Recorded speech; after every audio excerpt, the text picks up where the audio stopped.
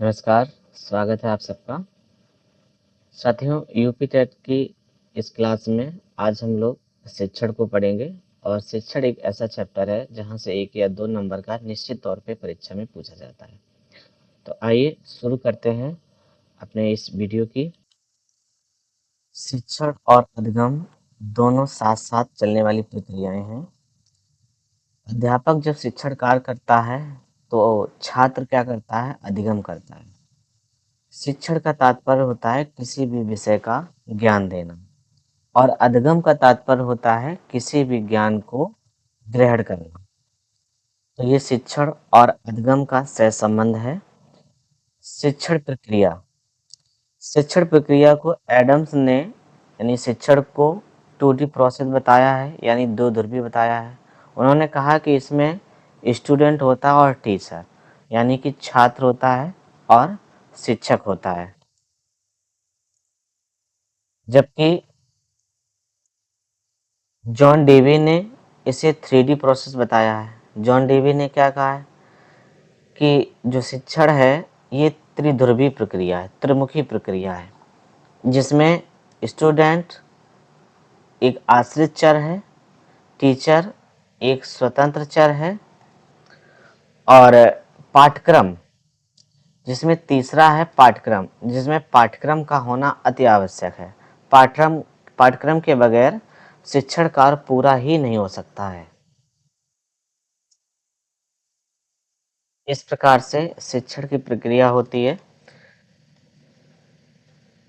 आगे चलते हैं तो आगे हम देखेंगे कि यहाँ पर शिक्षण की विशेषताएं, फीचर्स ऑफ टीचिंग। तो शिक्षण की निम्न विशेषताएं हैं। पहली विशेषता, ये विशेषताएं योकम और सिम्पसन के अनुसार हैं। तो इसमें पहली विशेषता है कि स्टूडेंट व टीचिंग, यानी छात्र और शिक्षक के मध्य में इंटरेक्शन होना चाहिए, अंतःक्रिया होना चाहिए। दूसरा है शिक्षण मनोवैज्ञानिक प्रक्रिया है। शिक्षण क्या है? एक मनोवैज्ञानिक क्रिया है। और तीसरा है इट इज अ प्रपोजलफुल प्रोसेस, यानी ये एक पर्पजफुल प्रोसेस है, यानी उद्देश्यपूर्ण क्रिया है। और चौथा है यह एक विकासात्मक प्रक्रिया है। पांचवा विशेषताएं है शिक्षण कला व विज्ञान है। छठवीं विशेषता है यह एक उपचार विधि है, जिसमें स्टूडेंट की यानी छात्र की समस्याओं को हल किया जाता है। सातवां शिक्षण आदेशात्मक ना होकर शिक्षण निर्देशात्मक है।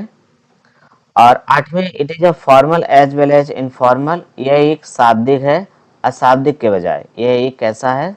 शाब्दिक है। नौवां है स्वयं सीखने के लिए मोटिवेट करें, यानी स्वयं सीखने के लिए अभिप्रेरित करें। और 10वां है आपका इंडिविजुअल डिफरेंसेस, यानी कि आंतरिक या व्यक्तिगत विभिन्नताएं को ध्यान में रखकर ये किया जाता है। शिक्षण के सूत्र बहुत ही इंपॉर्टेंट है। पहला है सरल से जटिल की ओर। दूसरा है प्रत्यक्ष से अप्रत्यक्ष की ओर। तीसरा है ज्ञात से अज्ञात की ओर।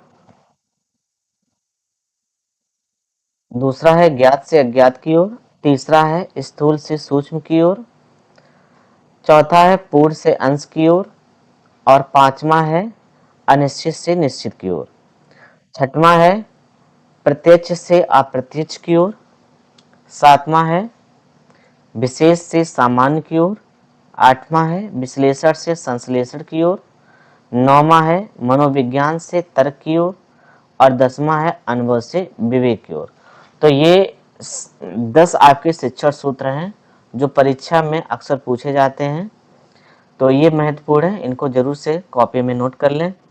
अब शिक्षण से संबंधित कुछ परिभाषाएं हैं, जैसे वर्ड के अनुसार अकॉर्डिंग टू वर्ड, शिक्षण अधिगम हेतु प्रेरणा पथ यानी प्रदर्शन व प्रोत्साहन है। थाइन के अनुसार अधिगम में वृद्धि करना ही शिक्षण है।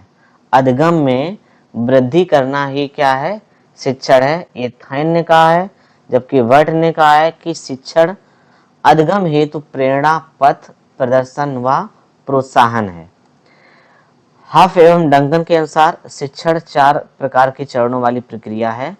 पहली इसमें योजना यानी प्लानिंग, दूसरी निर्देशन, तीसरा मापन और चौथा मूल्यांकन। पहला क्या है? योजना, दूसरा निर्देशन, तीसरा मापन और चौथा मूल्यांकन। बीओ स्मिथ के अनुसार शिक्षण उद्देश्य केंद्रित क्रिया है। शिक्षण क्या है? शिक्षण एक उद्देश्य केंद्रित क्रिया है। ये परिभाषा है बीओ स्मिथ के अनुसार। शिक्षण के सिद्धांत। शिक्षण के सिद्धांत को 2 भागों में बांटा जाता है, एक सामान्य सिद्धांत और दूसरे मनोवैज्ञानिक सिद्धांत। सामान्य सिद्धांत में पहला सिद्धांत है निश्चित उद्देश्य का सिद्धांत। इसमें किसी कार्य को करने के लिए एक निश्चित उद्देश्य होता है, इसलिए ये निश्चित उद्देश्य का सिद्धांत कहलाता है। अनुकूलता का सिद्धांत, सक्रियता का सिद्धांत, लोकतांत्रिक व्यवहार का सिद्धांत और सहभागिता का सिद्धांत। तो ये आपके प्रमुख सिद्धांत हैं। अनुकूलता का सिद्धांत, एक दूसरे के समन्वय के साथ क्रिया करते हुए शिक्षण कार्य करवाना। सक्रियता, इसमें शिक्षक और छात्र दोनों लोग सक्रिय होकर कार्य करते हैं, यानी शिक्षण कार्य किया जाता है और छात्र उसको ग्रहण करते हैं। लोकतांत्रिक व्यवहार, इसमें लोकतांत्रिक व्यवहार के बारे में वर्णन किया जाता है। सहभागिता का सिद्धांत, और किसी भी कार्य में सहयोग के साथ में, प्रत्येक कार्य में एक सहयोग की भावना के साथ में कार्य को करना सहभागिता का सिद्धांत कहलाता है।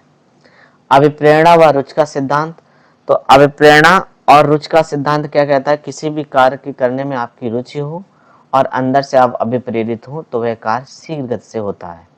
तत्परता का सिद्धांत कहता है कि आप किसी भी कार्य करने के लिए अगर आप तत्पर हैं तो वो कार्य सही होता है।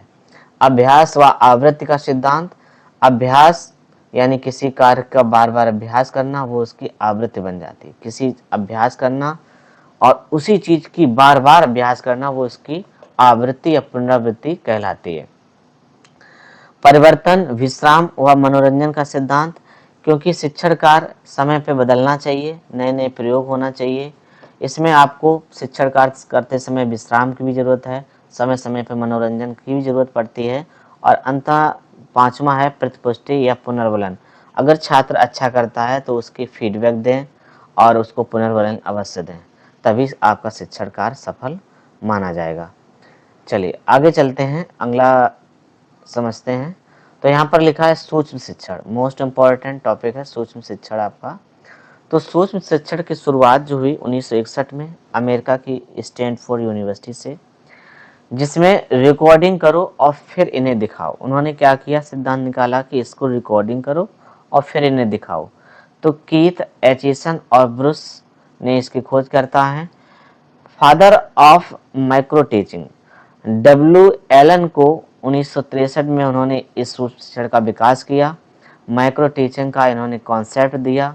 तो इसीलिए डब्ल्यू एलन को फादर ऑफ माइक्रो टीचिंग कहा जाता है, यानी माइक्रो टीचिंग सूक्ष्म शिक्षण का पिता कहा जाता है। माइक्रो टीचिंग जो है एक अवरोही शिक्षा विधि है। माइक्रो टीचिंग कैसी है? एक अवरोही शिक्षा विधि है। और दूसरा है ये कम समय के लिए होता है, छात्र संख्या कम होगी इसमें। तीसरा है एक बार में ही स्किल सिखाया जाता है, और जैसे पाठ प्रस्तावना कौशल करवाना, तो ये एक बार में ही क्रिया की जाती है। अब कौशल इसमें देख लीजिए, कौशल का पहला प्रकार है पाठ यानी प्रस्तावना कौशल, फिर दूसरा है उद्देश्य कथन कौशल, तीसरा है व्याख्या, चौथा है प्रश्न पूछने का कौशल, और 5वां है छात्र सहभागिता कौशल, छठवां है पुनर्वलन कौशल, और 7वां है श्याम पट लेखन कौशल, 8वां है पुनरावृत्ति कौशल। और इंडिया में माइक्रो टीचिंग जो है 36 मिनट की होती है, जिसमें सबसे पहले क्या करना है? प्लान करना है, योजना बनाना है। फिर दूसरा क्या है? उसको शिक्षण करना है। फिर तीसरा क्या होगा? यानी फीडबैक मिलेगा, यानी पहले आपने योजना बनाई, योजना के अनुसार आप शिक्षण कार्य किए, और वहाँ पर शिक्षक क्या करेंगे, प्रशिक्षु को फीडबैक देंगे। फीडबैक देंगे, उसमें जो कमियां होंगी उसको आप सुधार करेंगे, यानी रीप्लान करेंगे, पुनर्योजना बनाएंगे। इसके बाद में आप क्या करेंगे, फिर पुनः शिक्षण करेंगे और फिर इसके बाद में आपको पुनः फीडबैक मिलेगा। तो ये प्रक्रिया इस प्रकार से चलती है। आगे देखिए, शिक्षण के स्तर के आधार पर शिक्षण के प्रकार। तो शिक्षण का पहला प्रकार क्या है, स्मृति स्तर, दूसरा है समझ स्तर और तीसरा है चिंतनशील स्तर। तो शिक्षण के ये 3 स्तर हैं। पहले स्मृति के स्तर, यानी कि आपने जो आपके स्मृति में क्या है, आपने क्या सीखा है, इसके आधार पर। इसके बाद में आपकी समझ का स्तर देखा जाएगा, फिर आप उस पर समझते हैं तो आप चिंतनशील स्तर आपका देखा जाता है। और इसमें क्या होता है, आपका विश्लेषण, संश्लेषण और मूल्यांकन होता है। इसके प्रकार बाद में बेंजामिन एस ब्लूम का सिद्धांत आता है सन 1913 में, और 1913 से 1999 बीच में, यानी कि साइकोलॉजी से इन्होंने पैडागोजी का निर्माण किया। साइकोलॉजी से, साइकोलॉजी जो शब्द है उससे क्या हुआ, पैडागोजी शब्द निकला हुआ है। 1956 में इनकी एक किताब आई, टेक्सोनॉमी ऑफ एजुकेशनल ऑब्जेक्टिव। और शिक्षण उद्देश्य का जो वर्गीकरण है वो निम्न प्रकार से है। तो सबसे पहले नॉलेज, यानी कॉग्निटिव डोमेन में आपके जो संज्ञानात्मक विकास है मस्तिष्क का, उसमें सबसे पहले क्या होगा, ब्रेन या हेड में पहले आपका ज्ञान, फिर समझ, फिर आप प्रयोग करेंगे। इसके बाद में आप एनालिसिस करेंगे, यानी अंतर कर पाएंगे, कारण जान पाएंगे। इसके बाद में सिंथेसिस, यानी फैक्ट जोड़कर रिजल्ट निकालेंगे। और फिर इसके बाद में इवैल्यूएशन करेंगे, यानी नियम सिद्धांत फैक्ट के प्रामाणिकता की आप जांच करेंगे और उसे सिद्ध करेंगे। और दूसरा है अफेक्टिव डोमेन, प्रभावित प्रभावित डोमेन जो है ये हृदय से संबंधित, जबकि ये दिमाग से संबंधित होता है। 1964 में डेविल क्रेथफोहल और मेसिया ने इसके खोजा। इसमें क्या होता है, पहले फर्स्ट है ग्रहण करना, यानी रिसीविंग, फिर क्या करेंगे आप, रिस्पॉन्स करेंगे, अनुक्रिया करेंगे, फिर इसके बाद में आप उसका मूल्यांकन करेंगे, और फिर इसके बाद ऑर्गेनाइजेशन करेंगे, यानी व्यवस्थापन करेंगे, और फिर कैरेक्टराइजेशन करेंगे, यानी कि चरित्र का निर्माण करेंगे। और अब हम लोग पढ़ेंगे तीसरा जो है, इसे साइकोमोटर डोमेन कहा जाता है। ये हाथ से संबंधित होता है। साइकोमोटर डोमेन क्या है, इसमें इसको रिवाइज में संशोधित आपका 2001 में आया है। तो 2001 में लॉरेन एडरसन ने कॉग्निटिव डोमेन को रिवाइज कर दिया, जिसे डेविड कैथरोल ने बनाया था। इन्होंने इसमें क्या किया, पहला स्मरण रखा, दूसरा समझ, तीसरा प्रयोग, चौथा विश्लेषण, पांचवा मूल्यांकन और छठवां आपका सृजन या निर्माण करना। ठीक है, तो ये शिक्षण आपका चैप्टर है। इस शिक्षण चैप्टर में आपका यहीं तक आता है। तो आज आपने शिक्षण चैप्टर पढ़ा, जो भी पढ़ा आप उसे कॉपी में नोट कर लें, परीक्षा के लिए बहुत ही महत्वपूर्ण है। और आप सबका बहुत बहुत धन्यवाद पूरा वीडियो देखने के लिए।